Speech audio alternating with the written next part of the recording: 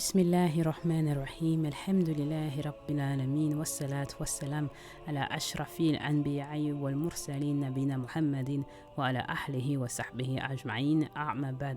Salam alaikum wa rahmatullahi wa barakatuh. Aujourd'hui, nous faisons le cours numéro 25 de la Sira. Ce cours porte sur les traités d'Aqaba, les deux traités d'Aqaba et la protection en cas de guerre. Lors du dernier cours, nous avions vu que le prophète sallallahu alayhi wa sallam faisait le tour de Mina pour prêcher aux pèlerins et rechercher un asile politique auprès des grandes tribus. Nous avons vu qu'il faisait le tour et qu'il s'est arrêté auprès des grosses tribus et qu'il s'était également arrêté près d'un groupe de 6 qui venaient de Yatrib, et c'était des gens de la tribu des Khazraj, Et donc les 6 se convertissent ou pensent à se convertir. Et il propose au prophète sallallahu alayhi wa sallam de réfléchir à son message et de revenir l'année suivante. Donc à la première rencontre, ce n'est pas une conversion formelle qui s'opère. Les 6 Khazraj ne se convertissent pas immédiatement, mais il y a un réel intérêt et une ouverture. Donc peut-être qu'ils sont convertis immédiatement, peut-être qu'ils sont convertis lorsqu'ils sont rentrés à Yatrib, à Médine. À l'époque, Médine, c'est Yatrib. Le prophète sallallahu alayhi wa sallam changera le nom peu après son arrivée. Donc on ne sait pas exactement lorsqu'ils se sont convertis, mais on sait qu'ils étaient ouverts à cette parole. Ils rentrent à Yatrib, ils font passer le message qu'un nouveau prophète prêche une nouvelle religion monothéiste qui consiste à prier Allah subhanahu wa ta'ala seul. L'année d'après, ils envoient un message au prophète sallallahu alayhi wa sallam pour l'informer qu'ils viendront au Hajj avec les 12 nouveaux convertis. Il s'agit à l'époque de la plus grande conversion pour un groupe extérieur à la Mecque depuis le début de la Dawa. Nous sommes la 11e année de la Dawa, c'est-à-dire 2 ans avant l'Hijra. Et donc, c'est le plus grand groupe qui se convertit à l'extérieur de la Mecque. L'année suivante, 12 personnes viennent de Yatrib, 10 sont des Khazraj, 2 sont des Haus. Les Haus, c'est la seconde tribu arabe qui vit à Yatrib. Nous verrons cela en détail dans les semaines à venir. Ils rencontrent donc le prophète sallallahu alayhi wa sallam dans les plaines d'Aqaba. Il n'y a pas besoin de secret à l'époque, ce ne sont que 12 pèlerins ordinaires qui viennent de Yatrib, certes. Bien sûr, après cela changera, mais à cette époque, il n'y a pas de souci pour se rencontrer. Sans secret, sans se cacher. Nous notons que pour la première fois, les Haus et les Khazraj ont mis leur hostilité de côté et s'unissent sous la plateforme commune de l'islam. Ils ont vécu une guerre civile qui a duré 10 ans, et la plupart de leur tribu a péri. Et tous les anciens sont morts. Tous ceux qui constituaient la génération ancienne, la génération de ceux qui décident, ils sont tous morts pendant les guerres de Bou'ath. Et donc cette nouvelle religion arrive à point nommé. Elle leur permet d'oublier le passé, d'oublier l'animosité qu'il y a entre les deux tribus. C'est un nouveau départ, un nouveau début. Et donc c'est très positif et c'est la première union entre ces deux tribus. On voit ici que l'islam cimentera les liens et unira les peuples et dissipera les tensions. Cela dit, c'est encore le début, c'est encore un peu frais, et donc il n'y a que 2 Haus pour 10 Khazraj. Et ça prendra un certain temps, certainement, pour effacer les rancœurs, mais doucement et sûrement, l'islam unifie les tribus païennes. C'est donc la première conversion officielle, et l'axe de conversion qui est de placer sa main dans la main du prophète et de prêter serment. C'est le serment d'allégeance et prononcer les paroles d'acceptation de l'islam. C'est ce qu'on appelle le serment d'Aqaba. Et c'est donc celui-ci, et non pas leur acceptation de leur première année des 6. Le vrai serment d'Aqaba, c'est celui-ci. Non, pas la première fois que le prophète sallallahu alayhi wa sallam parle au Khazraj. Le bay'at, donc il n'a lieu que ici à Aqaba. La première fois, c'est une sorte de discussion. Parce qu'il n'y a pas d'acte solennel d'acceptation de l'islam, il n'y a pas d'allégeance faite au prophète sallallahu alayhi wa sallam. Donc le premier serment d'Aqaba, et ça c'est une très bonne question pour un quiz, la première rencontre c'est pour ouvrir les cœurs, et la deuxième rencontre là à Aqaba c'est le premier bay'at. Nous avons un riwayat de Ruba'ad ibn Samit qui est témoin du bay'at. Il dit j'étais parmi ceux qui ont en premier prêté serment à Aqaba. Donc un des lieux à Mina, vous savez c'est ce lieu à la Mecque, et donc un des lieux s'appelle Aqaba. Vous savez que Mina est divisé pour chaque tribu. À l'époque c'est chaque tribu, de nos jours c'est par nationalité. Il y a le coin, comme je l'ai dit la dernière fois, pour ceux d'Afrique de l'Ouest, les Européens, les Américains, les musulmans chinois. Voilà. Et c'était pareil à l'époque. Et Aqaba, c'est là où il y a les 3 jama'at. Là, il y a les 3 jama'at, c'est là qu'il y a les plaines d'Aqaba. Et donc, les gens de Yathrib sont placés là-bas. Lorsqu'ils viennent pour le Hajj, ils savent que leur lieu désigné, c'est cet endroit. Et Ruba'ad ibn Samit continue, il dit, c'était Bay'atul Nisa. Bay'atul Nisa, où, comme on dirait, c'est un gentleman's agreement. C'est-à-dire que c'est un serment qui n'engage pas d'aspect politique. On prête serment et le serment est respecté selon la bonne foi des 2 parties. Il n'y a pas d'engagement politique. Et donc c'est vraiment simple. C'est pour ça qu'on l'appelle Bay'atul Nisa. Traduit, c'est le serment des femmes. Pourquoi le serment des femmes ? Parce que le prophète sallallahu alayhi wa sallam, quand les femmes se convertissaient, il demandait seulement qu'elles soient de bonnes musulmanes, qu'elles soient vertueuses, et c'est tout. C'est pour ça qu'on appelle ça Bay'atul Nisa. Et donc le fait qu'il n'y ait pas d'implication politique, on le traduit par serment des femmes. Donc c'est un serment théologique et moral, alors que le deuxième Bay'at, le deuxième serment, sera une protection politique qui comporte un certain engagement. Ruba'ad ibn Samit continue, il dit « Nous avons fait serment de ne prier qu'Allah en délaissant les idoles, sans fornication, sans mensonge et sans tuer nos filles, comme ils le faisaient durant la Jahiliya. Nous avons promis de vivre des vies pieuses et vertueuses et d'obéir le prophète sallallahu alayhi wa sallam sur toutes les bonnes recommandations. » À cette époque, donc, il n'y a pas de zakat qui est fermement établi. Il n'y a pas de hajj, bien sûr. Il n'y a pas ramadan qui ont été légiférés plus tard. Le seul qui a été légiféré, c'est la prière, la salat, qui a été établie lors de Isra wal Miraj, donc qui vient juste de se passer. Mais l'alcool, à cette époque, n'est pas haram. Il n'est pas banni. Il ne le sera d'ailleurs qu'à l'an 3 de l'Hijra. Donc 3 ans après l'arrivée du prophète sallallahu alayhi wa sallam. Mais bon, quand le prophète sallallahu alayhi wa sallam s'en va, c'est l'année 1 déjà. Il n'y a pas d'année 0, c'est l'année 1. Donc la deuxième année à Médine, c'est là que l'alcool sera banni. Donc à cette époque, pour être un bon musulman, il faut être respectueux des mœurs, pas de zina, pas de fahisha, prier uniquement Allah. Voilà, c'est ça être un musulman à cette époque. Ça semble être assez simple, mais n'oubliez pas que enterrer les filles, c'était pour eux une pratique courante, subhanallah. Donc pour nous, de nos jours, ça peut nous sembler un peu difficile, mais chez eux, le meurtre était répandu. Ensuite, il continue, Ruba'ad ibn Samit, et il dit « Nous lui avons tous prêté allégeance. » Le prophète sallallahu alayhi wa sallam a dit « Celui qui respecte ce serment aura sa récompense auprès d'Allah au paradis. Et celui qui commet une erreur, qu'il se repente, et il sera pardonné. Et celui qui ne se repent pas sera puni. » C'est la théologie de base islamique. Vis une bonne vie, tu auras le paradis. Vis une mauvaise vie, repens-toi. Sinon, ce sera Jahannam. Lorsque ces 12 se convertissent, ils demandent de l'aide pour apprendre les préceptes de leur religion. Et le prophète sallallahu alayhi wa sallam envoie Mus'ab ibn Umair. Mus'ab ibn Umair, retenez ce nom, c'est vraiment un des sahabas, des sahabis les plus connus. Et donc, il leur apprend la salat, qui est légiférée, qui est fard depuis Isra wal Miraj. Et donc, quelques temps après l'arrivée de Mus'ab à Yathrib, il y a 40 nouvelles conversions. En quelques semaines, 40 nouvelles conversions. Le prophète sallallahu alayhi wa sallam leur dit, donc ils doivent établir Jum'a Salat, la prière du vendredi. Et c'est ainsi que la première salat de Jum'a qui a eu lieu a été ordonnée par le prophète sallallahu alayhi wa sallam, mais elle a été dirigée par Mus'ab ibn Umair. Le prophète est à Makkah, il ne peut pas prier en public parce qu'il y avait vraiment de la persécution acharnée. Pour lui, c'est la fin de l'ère de Makkah, donc franchement, on va tout de suite voir à quel point la vie devient difficile pour lui. Et donc, s'il priait devant la Kaaba comme il l'aurait fait durant la vie d'Abu Talib, on l'aurait tué. Et donc, c'est dans la maison de As'ab ibn Zurara. As'ab ibn Zurara, celui qui héberge Mus'ab. On bouge doucement mais sûrement vers Yathrib. Et les noms sont très différents de chez les Quraysh. Il y a beaucoup de Mus'ab, Sa'ad. Vous allez voir la différence dans les noms. Donc, Mus'ab ibn Umair, c'est un muhajirun, c'est-à-dire qu'il quitte Makkah va à Médina, il s'installe à Yathrib, à Médine, chez As'ab, et c'est là qu'il fait le prêche. Donc dans la maison également de As'ab a lieu la première prière de Jum'a.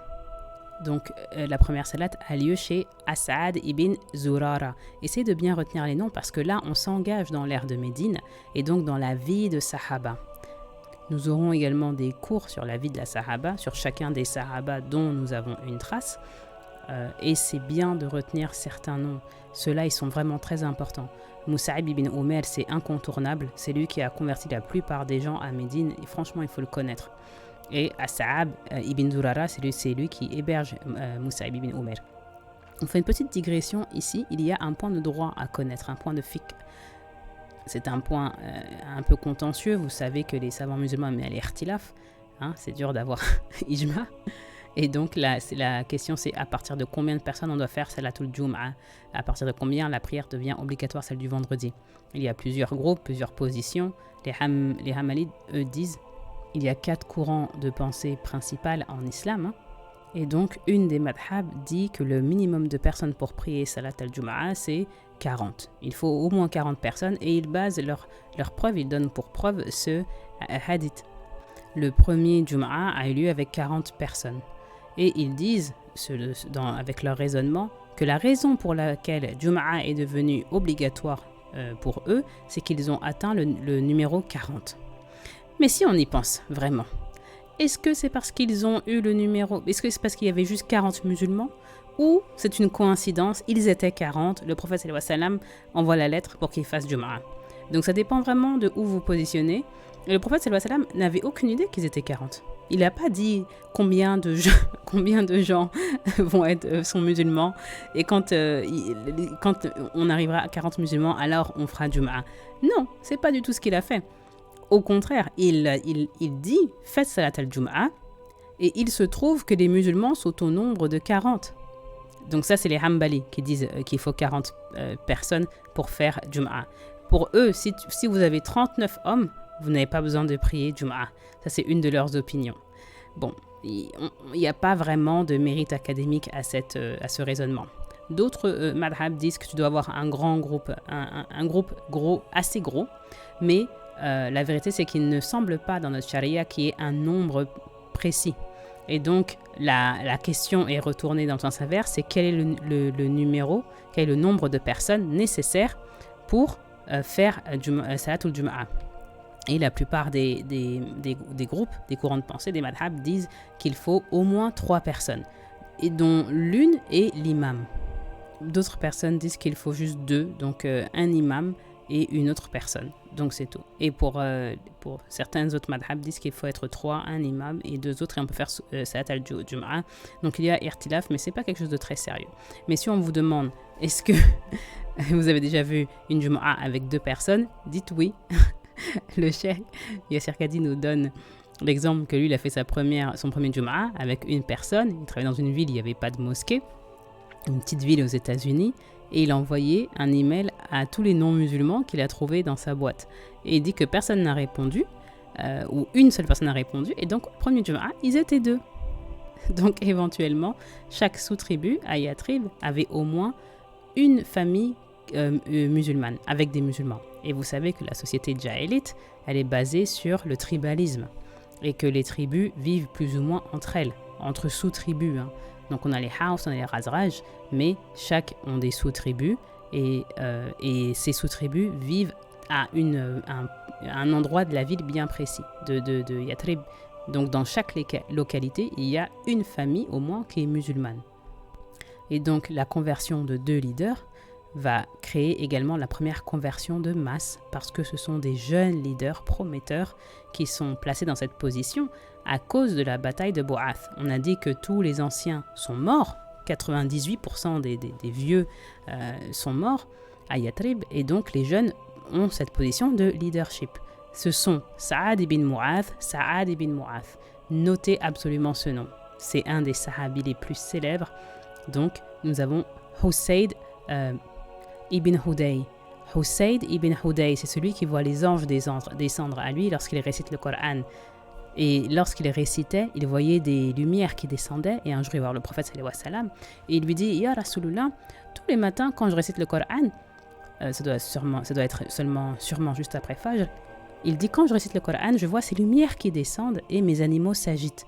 Et le prophète sallallahu alayhi wa sallam lui dit, ce sont les Sakinat ar-Rahman, donc les anges de la paix d'Ar-Rahman, donc qui viennent l'écouter quand il récite. Et Saad ibn Mu'adh, c'est celui dont on dit Azur al-Rahman, le trône d'Allah a tremblé lorsqu'il est mort à Uhud. Et c'est le Saïd, le leader de Yatrib. Ils sont jeunes, ils sont vigoureux, ils ont envie de voir autre chose. Eux, au début, ils ne sont pas convaincus. Mais Mus'ab vivait et prêchait depuis la maison d'As'ab ibn Zurara. Donc Mus'ab ibn Umayr vit chez As'ad ibn Zurara. Jusque-là, tout va bien. Et un jour où Usayd ibn Uday et Sa'ad et Usayd parlent, et Saad ibn Mu'adh, il dit à Usayd ibn Huday, mon propre cousin, son cousin c'est As'ad ibn Zurara, mon propre cousin héberge celui qui prêche. Celui qui prêche c'est qui? C'est Mus'ab ibn Umayr. Donc il héberge l'homme qui prêche, et comme c'est mon cousin, je ne peux pas vraiment y aller. Donc toi vas-y et expulse cet homme, lui dit Saad. Donc Usayd ibn Huday, il va chez As'ad avec son javelot, c'est un signe de guerre, et il dit sur un ton très en colère, qu'est-ce que tu fais chez nous? Qu'est-ce que tu es venu faire? Tu es en train de faire un lavage de cerveau aux plus faibles d'entre nous qui ne peuvent pas réfléchir par eux-mêmes. Tu es venu prendre nos femmes et nos enfants, donc rentre chez toi si tu veux vivre. Donc Usayd ibn Huday menace Mus'ab ibn Umayr. Et Mus'ab, il répond avec la confiance et le calme que seul l'iman peut te donner. Regarde ce qu'il répond. Il lui dit, pourquoi tu ne t'assois pas et tu écoutes ce que j'ai à dire. Si ça te plaît, c'est bien. Et si ça te déplaît, alors j'arrête. Mais au moins écoute ce que j'ai à dire. Et donc, Usayd ibn Huday, il trouve le marché assez raisonnable. Il s'assoit, il écoute. Il écoute ce que Mus'ab ibn Umayr a à lui dire. Et celui-ci parle des fondamentaux. L'islam, les préceptes de base de l'islam. Qu'est-ce que c'est? Et le cœur de Usayd ibn Huday s'ouvre à l'islam. Et il dit, c'est raisonnable. Vraiment, comme on devient musulman. C'est tout ce qu'il dit, c'est raisonnable, comme on devient musulman. C'est rapide, hein? Il arrive avec un javelot pour tuer Mus'ab. Et en 5 minutes, il veut se convertir. C'est ce qu'on répète depuis le début des cours de Sira. Les gens qui s'opposent à ce message, ce sont des gens qui n'ont jamais entendu ce message. Ils n'ont pas entendu les préceptes de base, mais ils s'y opposent à cause du bouche à oreille et le on m'a dit. Il n'y a rien de plus anesque que ça. Le on m'a dit, c'est très dangereux. Donc Mus'ab dit, il faut juste prendre un bain, dire la shahada et prier 2 rakat, et ça y est, c'est fini. Pour eux, ça les change, parce que les Yahoud aussi sont monothéistes juifs, hein, et les empêchaient de se convertir. C'était très très dur de se convertir, même de nos jours, c'est presque impossible. Bon, tu peux te convertir, mais on va t'accepter du bout des lèvres. Et donc, tout de suite, Mus'ab ibn Umayr dit à Usayd ibn Huday, lui, il signe, il fait ça, khalas, il est musulman. Hussein, il dit quand même, quelqu'un m'a envoyé ici. Et de qui il parle? Il parle de Saad ibn Mu'adh. Saad ibn Mu'adh. Et il dit, si tu peux le convaincre comme tu as fait avec moi, alors tu n'auras pas de souci, tu n'auras pas d'opposition. Et Mus'ab, il dit, d'accord, envoie-le-moi, pas de souci. Donc Usayd ibn Ubayd, il retourne voir Saad ibn Mu'adh et il lui dit, alors qu'il est ici avec ses amis, il dit, en le voyant, c'est un Usayd différent qui nous revient.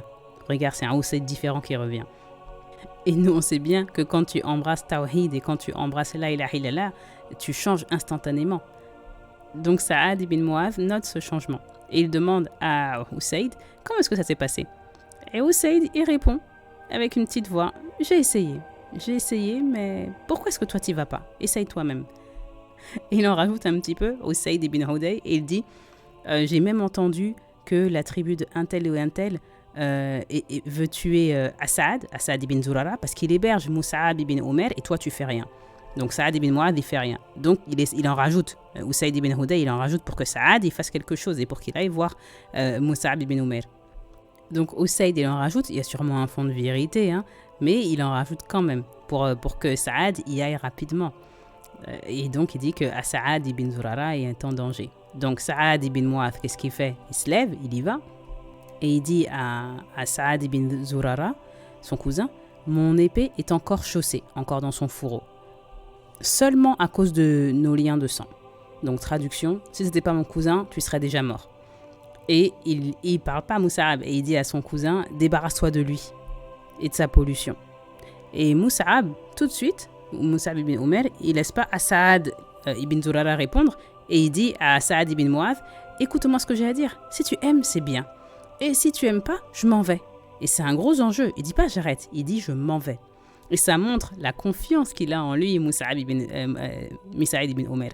Et à cause du calme et de la grande confiance de Mus'ab, alors que l'autre vient dans un esprit pas de guerre, mais en tout cas de violence, à cause de la confiance que Mus'ab ibn Umair il a en lui et surtout en message, Saad ibn Mu'adh, il s'assoit et il écoute. Et Mus'ab récite Surat al-Zuhruf. Et bien sûr, écoutez le tilawat de Mus'ab ibn Umair, il est très très beau. Et donc quand Saad entend ce tilawat, il dit comment je me convertis. Donc en 10 minutes, la sourate peut-être tu la récites en 15 minutes. Et Saad ibn Mu'adh il dit comment je me convertis. Et donc il se convertit. Et avec les deux leaders qui se convertissent, Saad ibn Mu'adh et Usayd ibn Hudayy, la tribu des Banu Adi Ashhal se convertissent au cours des semaines à venir. Et presque toute la tribu se convertit. Toute la tribu, à l'exception d'une seule personne, une seule. Et derrière, d'ailleurs, c'est un quiz que Abu Huraira avait l'habitude de demander à ses élèves. Quel est l'homme qui est entré au paradis sans avoir jamais prié une prière? Il n'a même pas fait un rakat. Et il n'a jamais fait un rakat, pourtant il est rentré au paradis. Et quel est cet homme?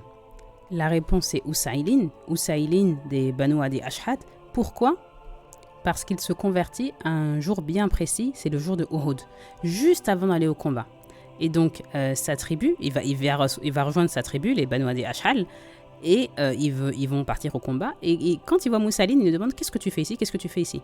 Et Usaylin, il dit, je viens combattre avec vous. Et il lui demande, tu viens par tribalisme, tu viens parce que tu as peur de rester tout seul, ou tu viens pour Allah? Si tu viens par tribalisme, on n'a pas besoin de toi. Retourne. Parce qu'ils savent que la victoire vient d'Allah et non pas du nombre ou autre chose ou quelques liens de parenté ou de tribu. Donc les musulmans, eux, savent ça. Et la victoire vient quand tu as foi en Allah. Donc ils savent que Moussaïlin ne les aidera pas. Et Moussaïlin répond, non, je me suis converti. On l'amène au prophète sallallahu alayhi wa sallam, il fait la shahada, il devient musulman, mais c'est pas l'heure de la prière. La prière de Fajr est déjà passée, la prière de Dhuhr n'a pas encore sonné, et donc il n'a pas de prière à faire. Donc il a fait sa shahada, il n'a pas fait de rakat, et il est musulman. Il meurt à Uhud entre Fajr et Zuhr. Donc il se convertit et il meurt. Et donc il rentre au paradis comme shahid, comme récompense de son la ilaha illallah, et il est directement shahid. À Uhud, les musulmans sont vraiment dépassés en nombre. Il y a à peu près 3000 Quraysh et il y a seulement 1000 musulmans. Mais ils ne veulent quand même pas de Usaylin s'il vient par tribalisme. Parce que c'est ça la réalité. Ils savent que la victoire est à eux grâce à leur foi et non pas à cause du nombre. Donc le prophète sallallahu alayhi wa sallam a dit, il a fait très peu, mais il a eu une grande récompense. Le prophète dit, innahu amila qalila wa hujira katira. Donc il a fait peu, mais il a eu une très grande récompense. Et il dit, le prophète sallallahu alayhi wa sallam dit, wa innahum ahlil jannah, et il fait partie des gens du Jannah. Donc disons qu'il s'est converti à 9h, il est mort à 11h. Il ne pouvait rien, il n'y avait pas de prière, et c'est le seul sahabi dont on sait qu'il est rentré au paradis sans prier même une salate. Donc la dawa de Mus'ab a converti de nombreuses personnes à Médine, et dans la deuxième année de son arrivée à Yatrib, qui correspond à l'année 12 de la dawa, donc ça correspond à l'année 12 de la dawa, nous sommes maintenant quelques mois juste avant l'Hijra, il y a maintenant 75 musulmans qui viennent prêter serment au prophète sallallahu alayhi wa sallam. Et les 75 qui viennent au Hajj, on peut facilement compter que pour chaque musulman qui est présent, pour le Hajj cette année, à Yatrib, il y en a 2 ou 3 qui sont là-bas et qui ne peuvent pas faire le Hajj. Donc comme on le sait, tout le monde ne faisait pas le Hajj tous les ans. Et pour ces 75, on peut compter au moins, on peut tripler ce chiffre pour estimer le nombre de musulmans qu'il y a à Yatrib à ce moment-là. Donc les 75 viennent de Médine à Makka pour faire le Hajj et ils prêtent le deuxième serment d'Aqaba. Et donc c'est le Bay'at al-Aqaba numéro 2. Donc c'est 12e année de la Dawa et quelques mois avant l'Hijra, parce que l'Hijra a lieu au début de l'année, de la 13e année de la Da'wa. Et le Hajj a lieu à la fin de la 12e année de la Da'wa. Donc c'est juste quelques semaines qui séparent le deuxième Bay'at d'Aqaba avec l'Hijra. Quelques semaines après cela, il quitte la Mecque. Il n'y a pas d'année 0 dans le calendrier musulman. Il n'y a pas d'année 0, il y a l'année 1 avant Hijra, et il y a l'année du départ qui est l'année 1. Donc il y a un an avant l'Hijra, et il y a l'année du départ qui est l'année 1. Donc l'année, encore une fois, l'année du départ, c'est l'année 1 du calendrier. D'ailleurs, petit aparté, celui-ci personnel, je me souviendrai toute ma vie de ce moment où en classe de CE2, CM1, en classe de CM1, la prof, on fait un cours d'histoire ou de géo, et on parle des religions, on parle de la religion musulmane, et elle nous dit, alors là, chez les musulmans, ils sont en 1422, hein, ça vous dira mon âge, entre parenthèses. Et ils disent, ils sont en 1422, et elle lève les yeux au ciel d'un air de dire, c'est n'importe quoi, ils sont en 1422, comment ils peuvent être si en retard, n'importe quoi. Bien sûr, quand on n'apprend pas à l'histoire et qu'on n'apprend pas à ses enfants, on ne sait pas pourquoi le calendrier commence cette année-là. Comme si le monde, de toute façon, avait commencé il y a 2024 ans. Le calendrier grégorien a bien eu une date de début également. Mais bon, bref, tu passes sur la bêtise et l'ignorance des profs d'éducation nationale. Mais bon, vous savez, c'est important de savoir, de l'expliquer à vos enfants, parce qu'en France, on étudie, alhamdoulilah, toutes les religions, et au moins, ils seront avertis pour un commentaire désobligeant, ce que je n'avais pas quand j'avais 8-9 ans.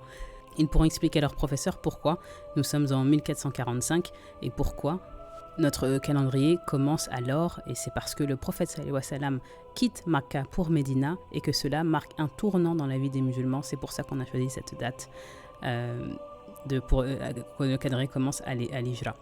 Je finis le cours numéro 25, partie 1 sur cette note, et je vous fais un deuxième cours, la partie numéro 2, dans un deuxième cours beaucoup plus court, je pense. Assalamu alaikum wa rahmatullahi wa barakatuh.